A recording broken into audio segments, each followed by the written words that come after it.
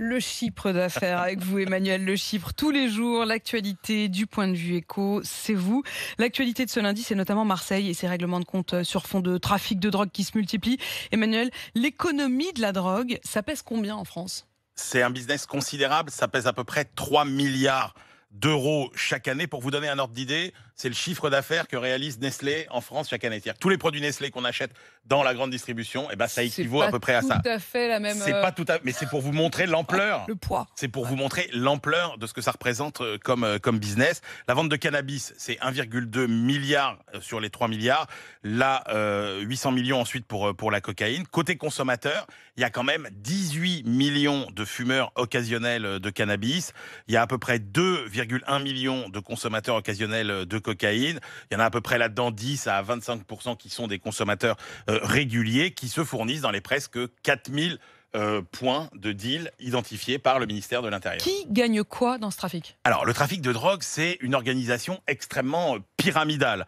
Selon l'étude de l'Observatoire français des drogues et des toxicomanies, au sommet, vous avez quelques dizaines de gros trafiquants qui, eux, gagnent facilement plus d'1 million d'euros par an. Ensuite, vous avez 700 à 1500 gros revendeurs qui, eux, vendent entre 140 et 300 kilos de cannabis par an. Eux, ils gagnent quand même entre 250 000 et 550 000 euros par an. À l'échelon au-dessous, vous avez des intermédiaires qui, eux, gagnent entre 35 000 et 76 000 euros. Et puis, au plus bas de l'échelle de la distribution, vous avez des petits dealers de rue qui sont les plus nombreux. Ils sont entre 60 000 et 120 000.